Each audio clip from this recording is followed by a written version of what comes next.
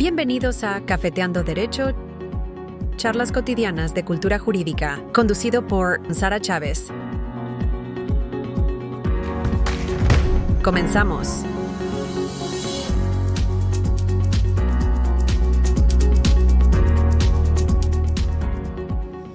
Hola, buenas tardes, bonito martes. Hoy sí, es martes de Cafeteando Derecho aquí en Esquina Radio 32. ¿Cómo están? ¿Qué dice este gran calor en la ciudad de Tijuana, Baja California? Nos tiene a un poco agotados. Digo, un saludo para todos los que están escuchándonos desde Mexicali. Imagino que han de pensar, no se quejen. La verdad es que en Mexicali, como dicen, siempre está peor. Pero ya saben, en Tijuana no estamos tan acostumbrados. Y pues déjenme darles la bienvenida a este nuevo episodio de Cafeteando Derecho. Y pues hoy, ¿qué creen? Tenemos un gran invitado con un tema bien padre, la verdad, bien interesante porque pues no muchos lo manejan.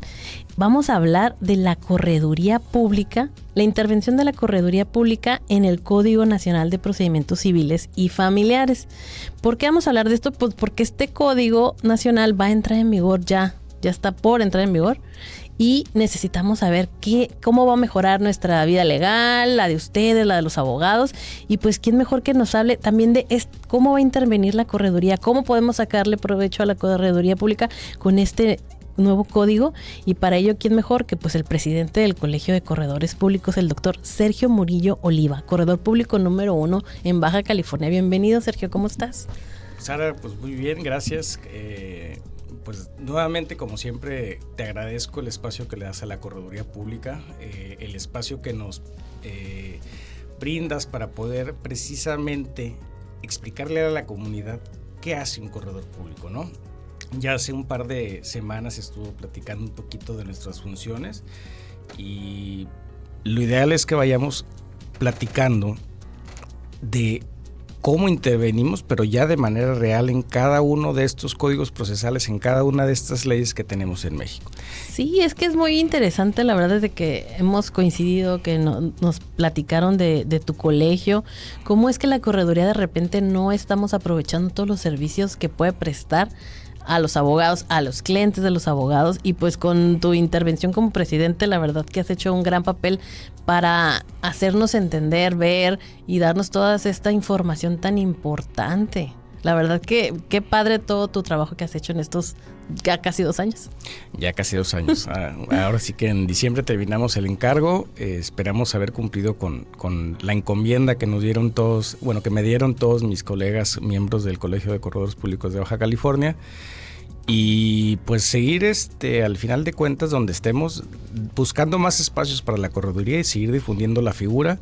La verdad es que todos los días tenemos que estar explicando qué hacemos o qué no podemos hacer, pero pues poco a poco nos van conociendo los ciudadanos, los bajacalifornianos, los empresarios, los abogados, los contadores, con todos tenemos intervención diaria. Sí, hace unas semanas vino y nos acompañó también aquí uno de tus colegas y nos vino a platicar un poquito de qué es la correduría pública en grandes rasgos, desde cuándo nació, cómo funciona. La verdad muy interesante también estuvo su charla y hoy tú vienes a platicarnos de qué hace la correduría pública o qué va a resaltar sus actividades ahora con la entrada en vigor de este Código Nacional de Procedimientos Civiles y Familiares. ¿Cuándo entra en vigor Sergio? Pues debe de entrar en vigor a más tarde en el 27. Ya este año empezamos en Baja California, en Rosarito. Sí. Creo que de ahí... ¿A partir de 1 de septiembre o cuándo fue? Pues ya no sé exactamente la fecha. No sé si fue el 1 o el 15, pero según yo en septiembre entraba ya en Rosarito, ¿eh? Todos los rosaritenses que nos están escuchando ya saben que tienen que aplicar este código. Exactamente, Y ¿no? si no, pues aquí ya saben, ya les informamos. Y a más tardar en toda Baja California, pues tendremos que llegar al 1 de abril del 27, que es precisamente la fecha tope para efectos de que ya se implemente este código a nivel nacional y obviamente pues a nivel Baja California. Por los tiempos que llevan, probablemente... vayamos a estar antes de esa fecha. Tengo entendido que la última ciudad en la que va a implementarse va a ser precisamente Tijuana por la complejidad y la cantidad de habitantes. De asuntos que hay aquí, ¿no? Pero bueno, tendremos que ir transitando al final hacia Pues mira, estamos muy a tiempo de aprender, de estar familiarizándonos, también pues que ustedes nos platiquen y todos los profesionistas que tengan, ya saben, algo que platicar aquí a nosotros, a los abogados y a todas las personas que nos escuchan para aprender cómo ejercer el derecho de forma fácil. Pues aquí están los micrófonos abiertos y pues te queremos escuchar a ver qué novedades hay de la Correduría Pública en este código. Pues mira, Sara, lo primero que nos preguntan siempre y nos dicen, oye, pero ¿qué tiene que ver un corredor público en el Código Nacional de Procedimientos Civiles y Familiares? Sí. La parte sencilla para explicarle siempre es a los abogados. ¿Por qué? Porque los abogados sabemos que este código va a ser supletorio de muchos otros tantos códigos y leyes federales que en su momento dado no son necesariamente de tipo civil o de tipo familiar. Simplemente es un código procesal que suple las deficiencias que puedan tener otras normas adjetivas. Y desde esa perspectiva, cuando estaba en discusiones en el Congreso este código, tuvo la Correduría Pública Mexicana que acercarse con los legisladores para explicarles precisamente que existía la Correduría Pública desde su reglamentación en el Código de Comercio, actualmente en la Ley Federal de Correduría Pública, y de qué manera los corredores en el ejercicio de todas nuestras funciones auxiliamos precisamente en la resolución de conflictos como auxiliares de los poderes judiciales, tanto federales como locales. Entonces, esa relación o esa interacción que tuvimos con los legisladores nos permitió precisamente que se considerara la figura de la Correduría Pública, porque de una manera errónea se estaba olvidando prácticamente, y pudimos hacer que se reconociera nuestra existencia en el código, y que precisamente va a ser en beneficio de los justiciables. ¿Por qué? Porque como herramientas. Como herramienta, precisamente, dentro de muchas de las funciones que tenemos, ¿para efectos de qué? De que el corredor público pueda auxiliar a todas esas personas que están en un proceso, incluso, ojo, de tipo civil y familiar, porque volvemos al punto, aun y cuando se dice es que la Correduría Pública solamente es mercantil. Dices, bueno, para empezar dices, bueno, ¿qué es mercantil y qué es civil, no? De entrada, habría dos materias que no admiten ningún tipo de mercantilidad. Sabemos que es derecho familiar y sabemos que es derecho sucesorio, ¿no? Pero aún ahí, en esas dos materias, hay intervención de la Correduría Pública. Ojo, claro, no como fedatarios públicos, pero en el ejercicio de otras de nuestras funciones, como pueden ser en la materia evaluatoria, como puede ser en la materia... Cuando hay dinero, hay bienes, hay propiedades, hay empresas. Exactamente, porque de repente, por ejemplo, hay que evaluar las mismas, ¿no? Claro. ¿Cuánto quedó? ¿Qué va a pasar con los bienes de los legatarios o de los menores o no sé, algo así o qué? ¿Será? Pues... A ver, si nos vamos exactamente al tema evaluatorio, donde hay una intervención diaria en los procesos judiciales, precisamente si nos vamos estrictamente a las sucesiones, sabemos que tenemos 4 etapas. Dentro de esas 4 etapas, en la segunda, que es inventarios y avalúos, ¿qué es lo que tiene que suceder?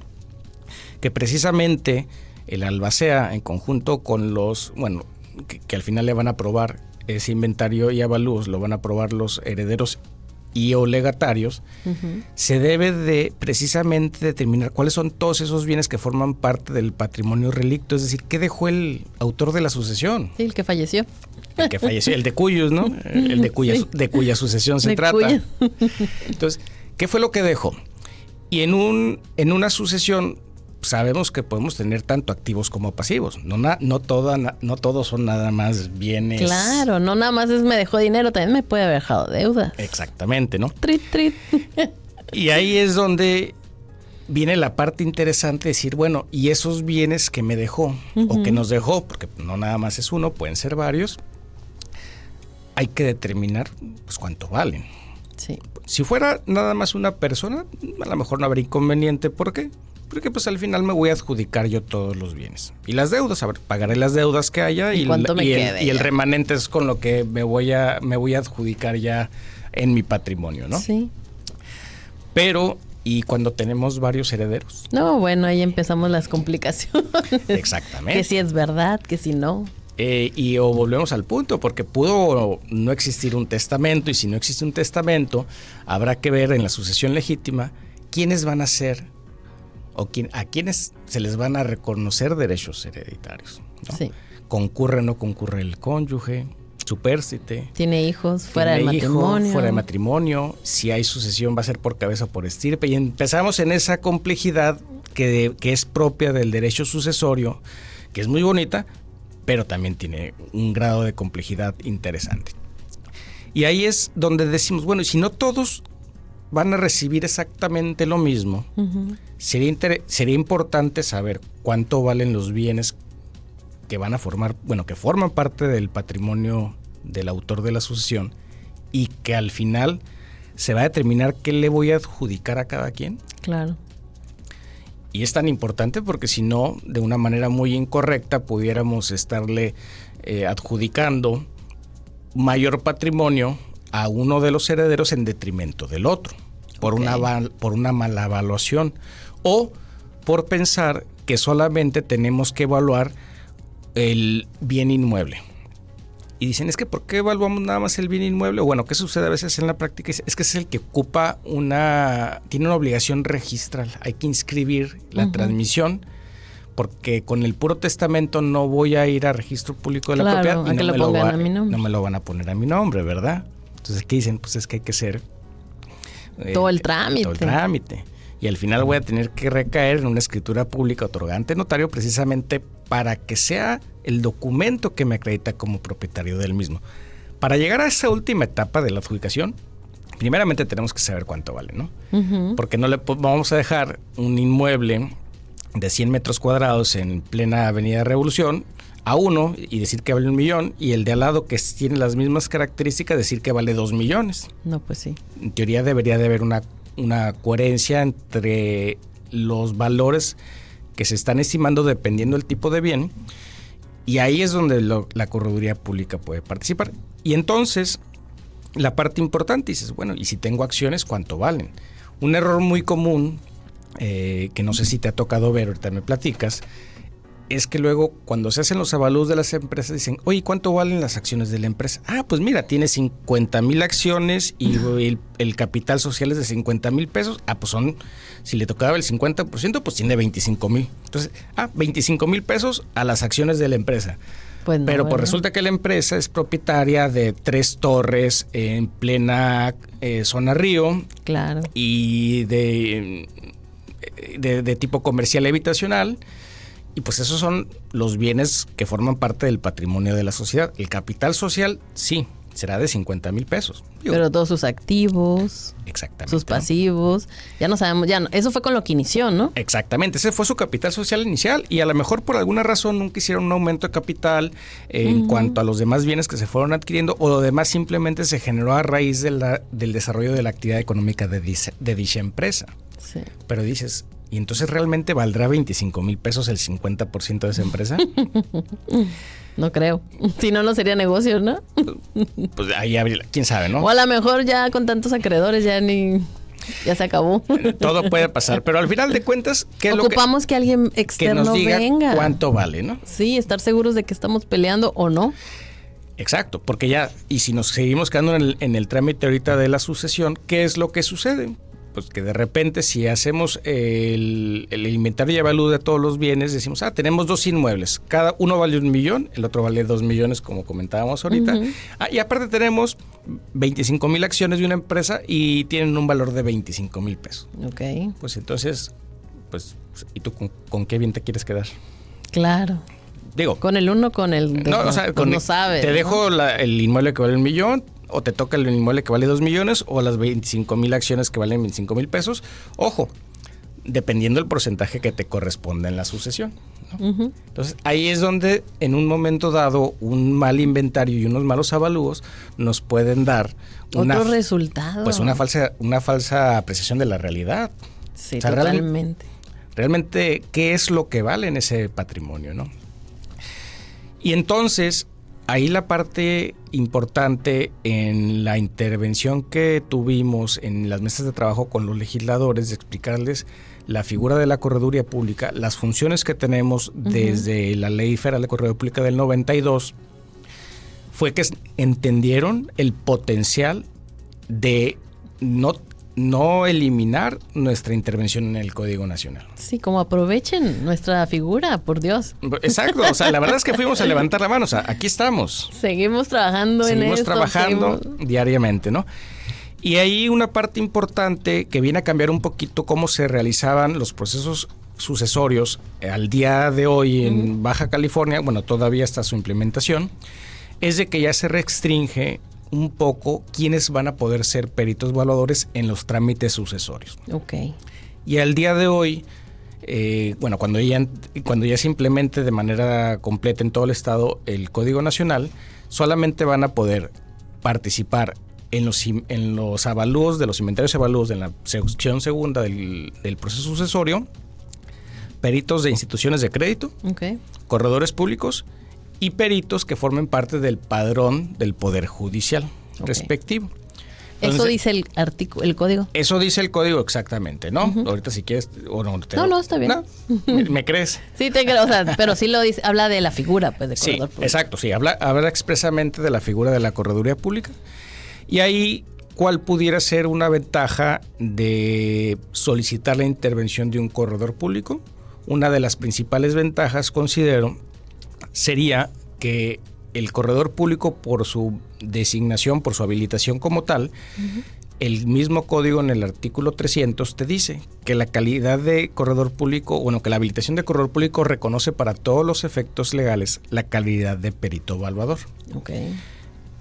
¿Qué quiere decir esto? Que es un perito evaluador en todas las especialidades. Al día de hoy en Baja California tenemos como 7, si recuerdo bien, si no es que son 8 ya, con la última que se agregó, que es en evaluación de daño moral y agropecuarios. ¿Daño Entonces, moral? Sí, claro. ¿Evalúas un daño moral? Sí, y cuando quieras me invitas. Wow, eso está muy venimos padre. y platicamos de evalúos de daño moral. Wow. ¿Sí? Entonces, si tú en el patrimonio de la sucesión tienes distintos tipos de bienes, ¿qué es lo que sucede? Que vas a ocupar un perito evaluador que pueda elaborar un avalúo de cada uno de ellos, ¿no?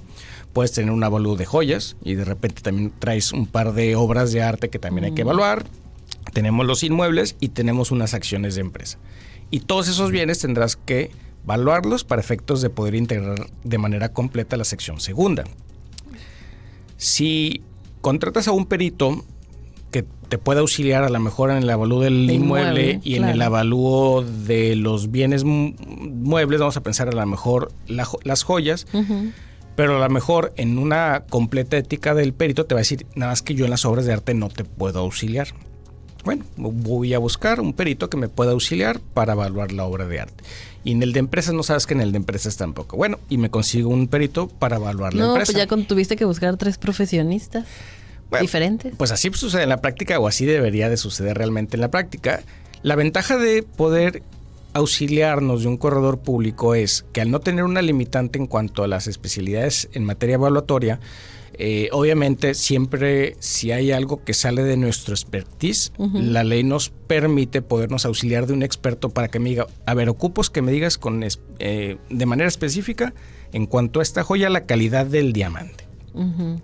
Y algunos otros aspectos en específico de la joya, para efectos de entonces ya aplicar las técnicas evaluatorias. Hay muchos enfoques, hay muchas metodologías. O sea que con ustedes está ese plus. Ustedes se encargan de evaluar lo que se necesite. Exacto, entonces tenemos la posibilidad de auxiliar a los justiciables, en este caso cuando estemos en procesos judiciales, o también a los particulares que optan por llevar o que vayan a optar por llevar la etapa sucesoria vía notarial, porque recordemos que en Baja California se puede siempre y cuando no haya conflictos y no haya menores de edad. Al final y el notario no puede hacer el avalúo. Exacto, al final de cuentas el notario, que en la especialización que tiene, que es en la fe pública, donde la ley le ha reconocido y el código le sigue reconociendo, ya en Baja California existía desde la materia procesal local, con el código se reconoce ya a nivel nacional que los notarios pueden intervenir precisamente en la tramitación sucesoria vía notarial. Sí. Que podemos, podemos reducir bastante los tiempos, ¿no? Para concluir. Sí.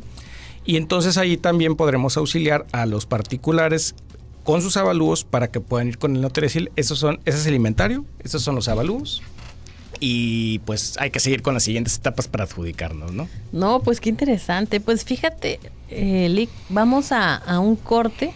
Vamos a tratar de seguir platicando de qué otras intervenciones tiene la correduría en el código y regresamos. Claro que Esto sí. es Cafeteando Derecho. Bueno, y aquí otra vez regresando a Cafeteando Derecho, nuestra segunda parte de nuestro episodio de la intervención de la Correduría Pública en el Código Nacional de Procedimientos Civiles con el doctor Sergio Murillo Oliva, corredor público número 1 en Baja California, quien nos estaba platicando la intervención de la correduría en las sucesiones, cómo nos pueden auxiliar, y nos quedamos en el tema terminamos el tema del inventario, cómo pueden auxiliarnos a inventariar todo tipo de bienes y objetos, cuestiones de todo tipo, ¿no? Nos podemos ahí ahorrar a lo mejor varios profesionistas utilizando sus recursos para evaluar.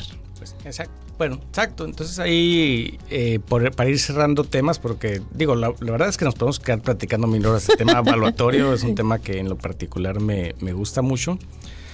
Pero en tema evaluatorio ya en específico, que era lo que veníamos en específico al Código Nacional, es, bueno, ¿y qué más hacemos en el Código Nacional? ¿Qué más sucede en materia procesal en términos generales? Siempre cuando tenemos una sentencia y hay alguna deuda que haya resultado de la misma, ¿qué es lo que sucede? Nos vamos por lo regular a una etapa de ejecución, ¿no? Sí. Si ya teníamos bienes embargados, si no, vamos primeramente a la parte del embargo y en su momento dado nos vamos a la ejecución de los mismos.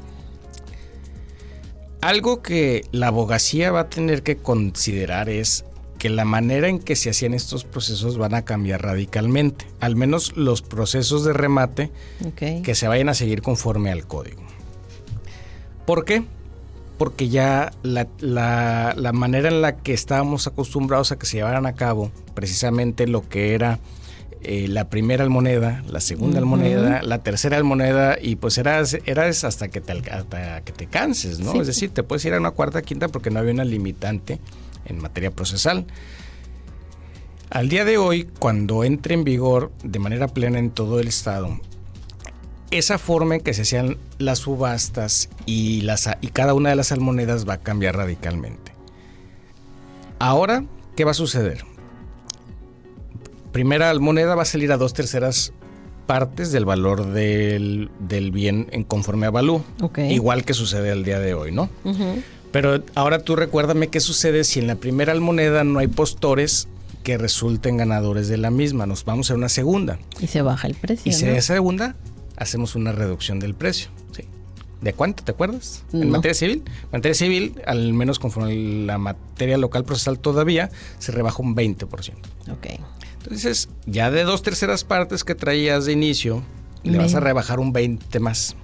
Si nos vamos a una tercera, se vuelve a rebajar un 20 más adicional. Y ahí nos podemos ir en un momento dado. Pues ya 5 pesos te tocan, ¿no? Pues sí, exactamente. El problema está en que todo eso siempre va a derivar de dos circunstancias muy específicas. El valor inicial que tenía el bien, para efectos de que realmente haya la intención de los particulares de decir, oye, hay un bien que están vendiendo al lado de mi casa y están 2/3 partes y pues la verdad es que me interesa porque tengo un interés personal en adquirirlo porque es el inmueble que está exactamente o a lo mejor ni siquiera tiene construcciones, puro terreno. O para efectos de un local comercial, terreno. No, 1000 razones hay para efectos de que alguien se pudiera interesar en ir a participar en una subasta de un bien que en principio se supone está por debajo de su valor de mercado. Sí, porque están rematándolo, ¿no? Y alguien quiere agarrar dinero rápido para que se venda, ¿no? Exacto. Entonces, ¿qué va a suceder al día de hoy? Que cuando nos vayamos a la segunda almoneda, ya no va a existir esa rebaja del 20%. ¿Y ahora qué va a pasar? Pues déjame, me acuerdo bien, porque son temas que estábamos hablando. En términos generales sí me acuerdo, no hay rebaja. Y si nos vamos a la tercera, va a haber una rebaja del 10% y si no se entra en la administración del bien de manera directa. Pues es que sí, porque pero aquí, si no, aquí traigo a ver, dinos. Son artículos 1095 y 1096 del Código Nacional de Procedimientos Civiles y Familiares. Nos dice el 1095 en específico. Si en la segunda subasta tampoco hubiere personas licitadoras, la persona actora podrá pedir o la adjudicación por el precio que sirvió de base para la segunda, o que se le entregue en administración los bienes para aplicar sus productos al pago de capital, los intereses y las costas. Es decir, si la deuda o el monto condenado alcanza a que te lo puedas adjudicar de manera directa, lo podrás hacer. Pero no necesariamente. Puede que haya un diferencial entre el valor, entre lo que se te debe y el valor del bien ya en segunda moneda. Okay. Si hay un diferencial y tú te lo quisieras adjudicar, ¿qué tendría que pasar? Tendrías que pagar la diferencia. Sí. Pero esa diferencia puede ser una cantidad realmente importante que a lo mejor no cuentes con ella para poder pagarla, ¿no? Y entonces, bueno, pues entonces no puedo, pues me voy a una tercera moneda. Sí. En la tercera moneda, ahí sí se podrá hacer una rebaja, pero solamente del 10. Hasta ahí. ¿Sí? Entonces ya no vamos a ver esos procesos de remate donde hacías salmoneda tras salmoneda para ir rebajándole cantidades exorbitantes al valor del bien conforme al avalúo que sirvió de base para el remate. Sí, porque la verdad es que no sabías a quién estabas ayudando. Exacto. A nadie.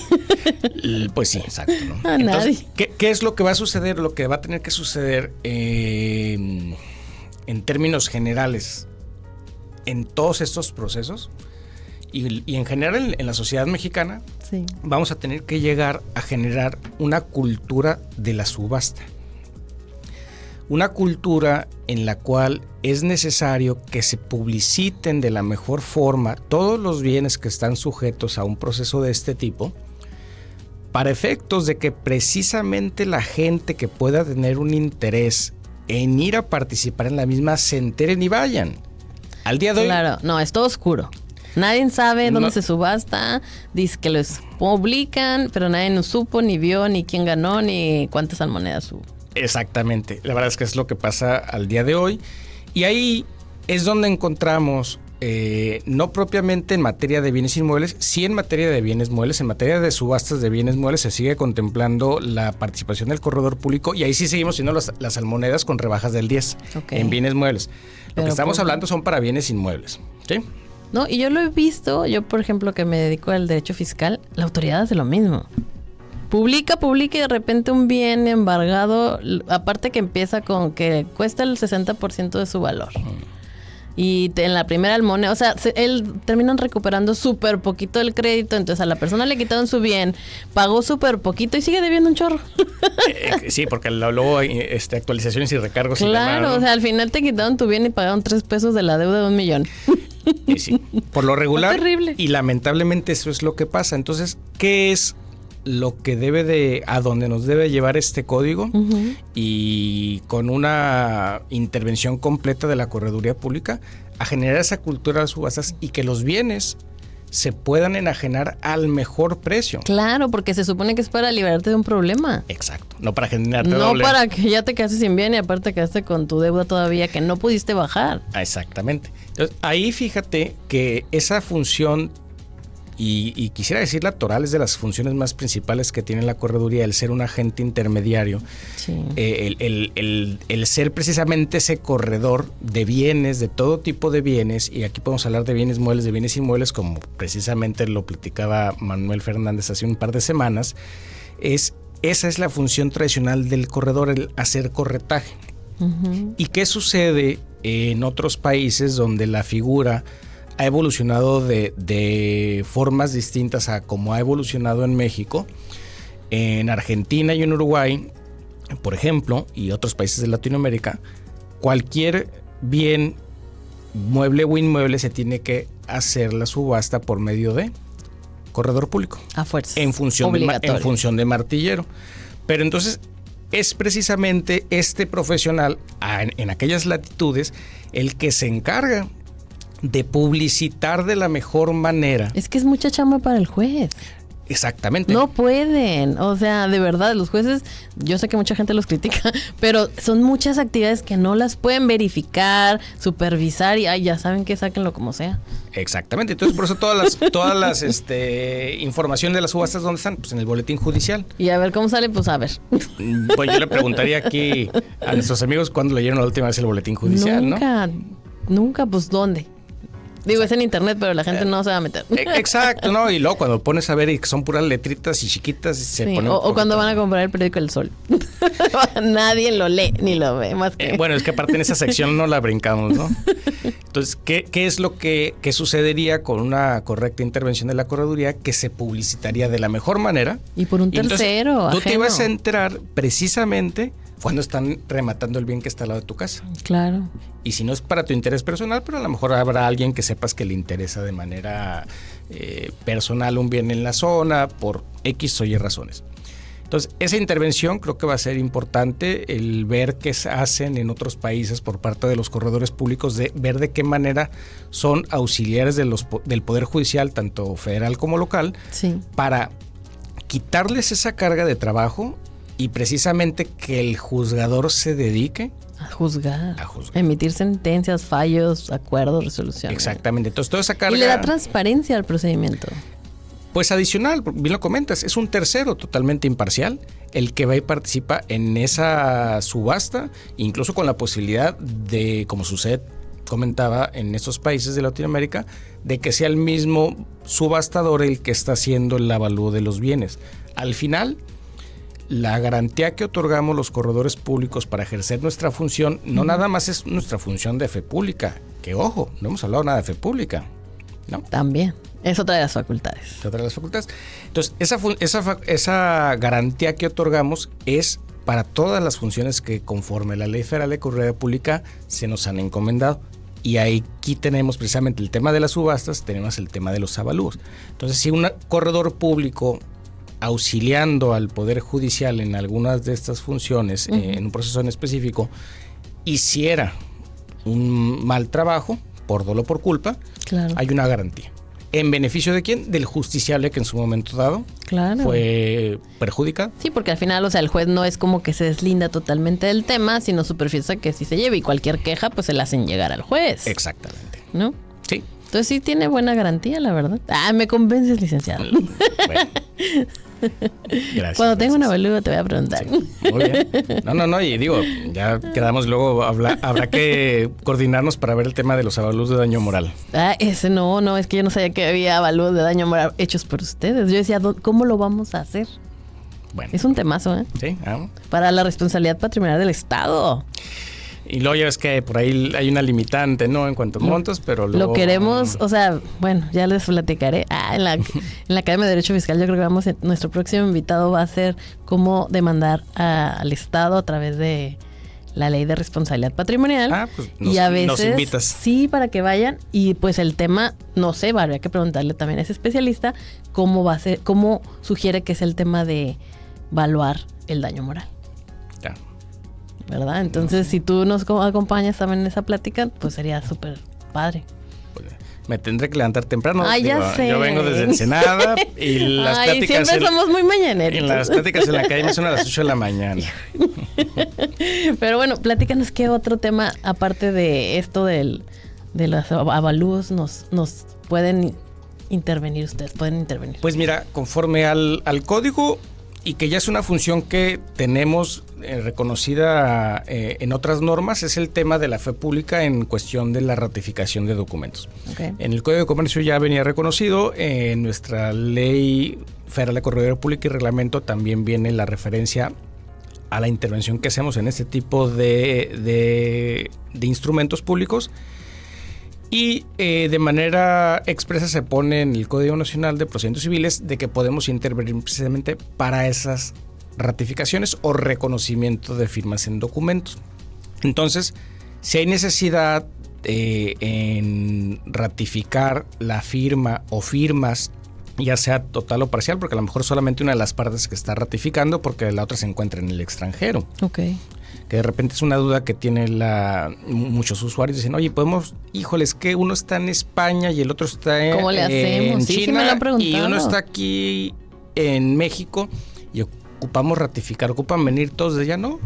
Telemáticamente. O sea, pues no telemáticamente, pero digo, independientemente de que pudiéramos a futuro contemplar ya cuando esté más avanzado el tema. Ahorita no me quiero meter en camisa de 11 varas. Sí. Hay cuestiones que vienen precisamente con la Agencia Digital, de Transformación Digital, No, pues sí. y a nivel local también, pero precisamente pudiéramos contemplar una ratificación parcial. Uno de los otorgantes del documento puede ratificar su firma confedatario público aquí en México, ok. ¿Y el otro? y otro en España y el otro en China. Ok. ¿Sí? Sí, pues debe haber la misma figura, ¿no? Exactamente. ¿Hay una equivalencia funcional en cuanto al tema electrónico? Sí, y siempre y cuando tuviéramos la certeza que se trata de firmas electrónicas avanzadas, pudiéramos contemplar que se haga de manera simultánea, de esta forma, con cada uno de los otorgantes en donde se encuentre también. La verdad es que... siempre hay forma, eso es lo más siempre padre. Siempre hay forma, exactamente. Sí. Pero el detalle que se complica en muchas ocasiones es cuando hay algunos países que la firma electrónica que utilizan no es precisamente una firma electrónica avanzada, o que les permiten utilizar una firma electrónica, sí, pero no avanzada. Entonces, sí, no con esos códigos de seguridad, me imagino. Con esa seguridad, ¿no? Que puedes tener, que efectivamente quien firma es quien que no es está hackeable y que no te pasa tanto, ¿no? Exacto. Y tan de moda que se van a poner las periciales en informática conforme al código. Ahora vamos a tener que buscar peritos en informática. Por ahí hay un par de muy buenos peritos, ¿no? Obviamente. Esperemos que nos hagan caso cuando ya tengan mucho trabajo. O que más chicos se pongan a estudiar eso. También, exactamente, ¿no?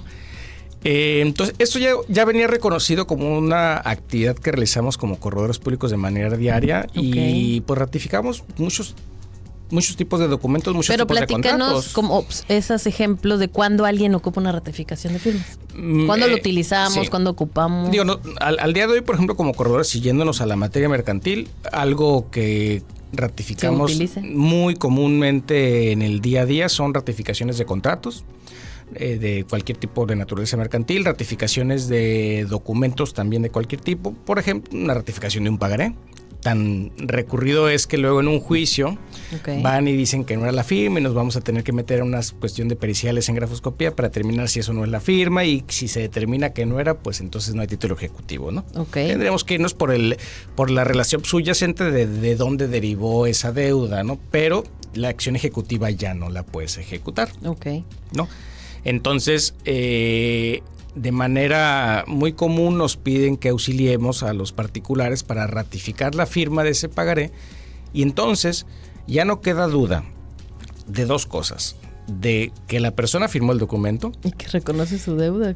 Para empezar, ¿no? La naturaleza propia del mismo pagaré, pero más allá de eso, incluso tratándose, por ejemplo, de una persona moral, que quien firma tenía facultades para otorgar ese título de crédito, que conforme a la Ley General de Prestaciones de Crédito.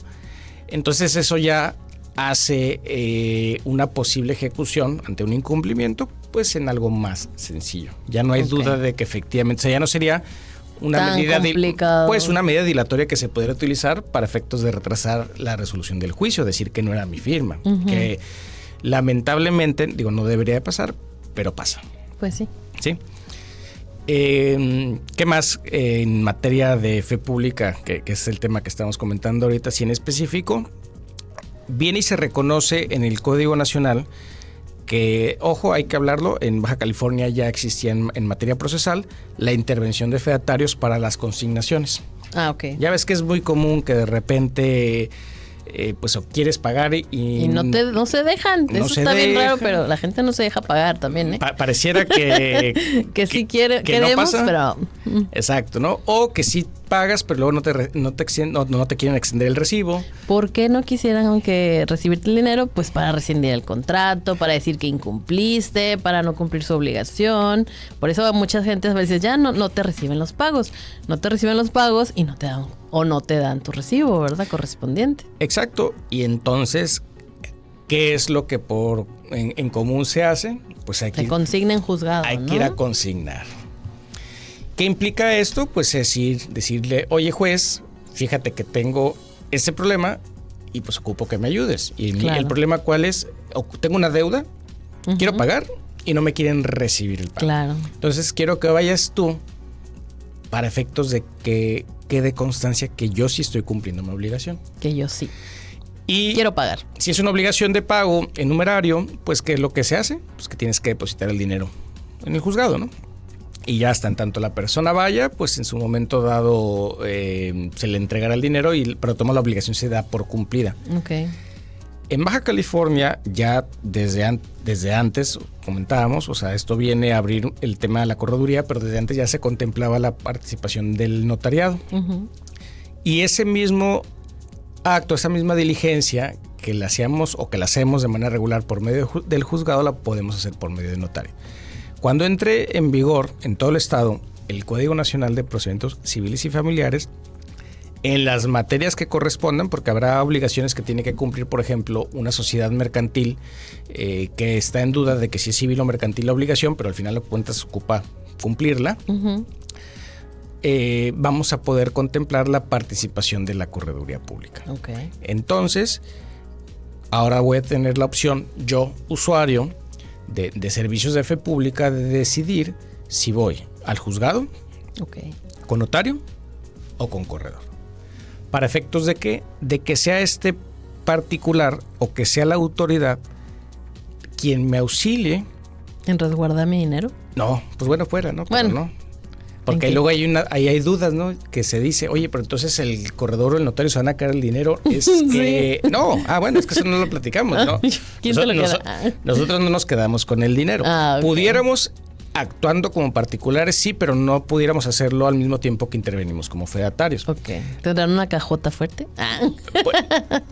Pues la debemos de tener cuando, por ejemplo, ocupamos hacer un protesto de un pagaré, okay, que nos dejan el título de crédito con el riesgo de estar con el documento ahí en tu oficina, ¿no? Sí. Pero en este caso en específico, el mismo solicitante del servicio, el consignante, sí, él es el que tiene la obligación de designar al depositario. Ok. Entonces, él es el que va a decir, ¿sabes qué? Pues lo voy a consignar. Ay, está muy interesante. Fíjate que ¿y a quién se lo designo? ¿Al que tú quieras? Pues a la licenciada Sara. Pues, Sara, no, que no me la dejen. Bueno, vamos a guardarlo ¿dónde?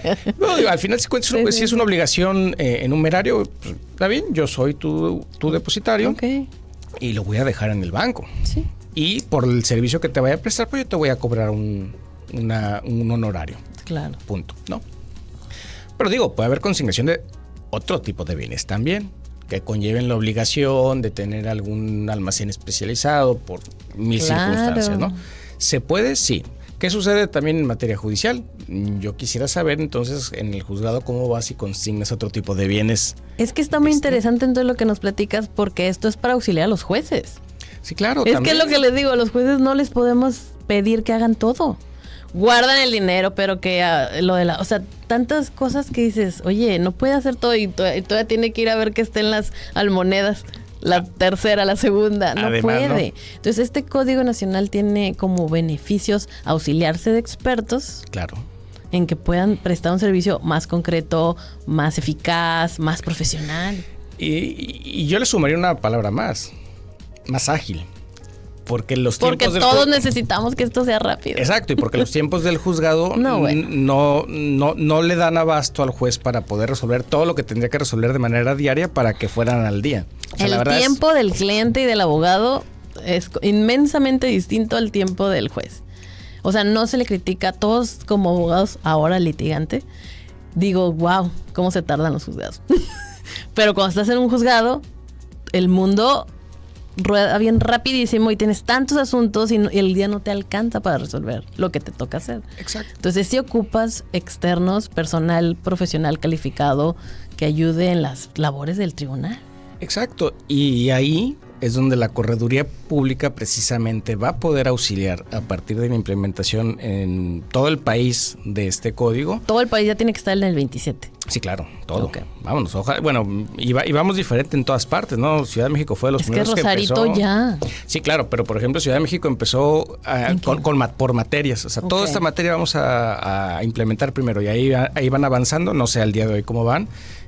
Uno pues se fija más en donde se encuentra y sabemos que en Rosarito ya empezaron. Wow, no sé cómo van a empezar los pobres. Ya los vamos a tener que preguntarles porque de repente si litigas en Rosarito y también en Ensenada y en Tijuana, pues... Sí, va a estar medio complicadas tus formatos, ¿no? Espero que no se nos traspapelen ahí. Lee, ¿qué crees? Ya se nos está acabando el tiempo. Pero ¿cómo? Si ya nos falta... Nos quedan 2 minutos. Ahora sí que ayúdanos a concluir. sugerencias, Pues recomendaciones. Nos ponemos a estudiar, sin duda. Claro, pues mira, sugerencias, recomendaciones a los abogados litigantes, que son a los que primeramente les va a tocar estudiar, implementar y conocer este código para poder defender a sus clientes. Y darle un servicio eficiente. Exacto. La recomendación es siempre voltear a ver esas opciones que nos dan los códigos procesales, de podernos auxiliar de terceros precisamente para poder hacer más rápidos y expeditos la resolución de los conflictos. Voltear a ver otras cuestiones como los medios alternos, que ya está también la ley general, ahí viene ya también, y contemplarlo como una herramienta que podemos poner al servicio de nuestros mismos clientes, de nuestros despachos, de nuestras oficinas, para incluso poder contemplar cómo vamos a dirimir una controversia futura. No necesariamente tenemos que esperar hasta que tengamos un conflicto para poder decir, bueno, ¿y ahora cómo lo resuelvo? Podemos prevenir controversias futuras, incluso estableciendo procedimientos, si nos vamos ya desde el punto de vista mercantil, ya no este código de comercio, que sabemos que los particulares pueden determinar la manera en que se va a resolver su controversia y no sujetarnos estrictamente a lo que dice el código de comercio. En materia procesal podemos irnos por una vía arbitral o por un proceso. Que vienen muchos cambios que ya están encima de nosotros. Exacto, y eso es lo que vamos a tener que, como abogados, como auxiliares de empresas, como asesores de empresas, del comerciante, de las micro y pequeñas, pues estar al día y ponerle todos estos servicios a disposición de nuestros clientes. Sí, porque ahora sí que el mundo nos exige nuevas formas de hacer las cosas más rápido. No tenemos tiempo de quedarnos horas y años en los expedientes, ni los jueces, todo queremos rápido, pues todos nos tenemos que actualizar. Así es. Muchísimas gracias por habernos acompañado, doctor Sergio Murillo. Gracias por toda la información que nos compartes. Ojalá no sea la primera visita ni la última, que esperamos vengas a platicarnos más temas. Claro que sí, con todo gusto. Ya tenemos como dos. Ya tenemos ahí agendita. Y pues espero que todos ustedes hayan disfrutado de esta charla como nosotros. La verdad, muy interesante, temas novedosos. Ya están aquí, ya saben, Rosarito, pues ya si quieren ir empezando a practicar, pues Rosarito es una opción. Es una opción. Y pues esto fue, ya saben, Cafeteando Derecho, donde hacemos charlas jurídicas pues así amenas para todos. Los esperamos el próximo martes. Muchas gracias. Gracias por tu Gracias a todos. Esto es Cafeteando Derecho con Sara Chávez. Esto fue Cafeteando Derecho, charlas cotidianas de cultura jurídica, conducido por Sara Chávez. No olvides seguirnos en nuestras redes sociales y suscribirte a nuestro canal de YouTube. Cafeteando Derecho. Hasta la próxima.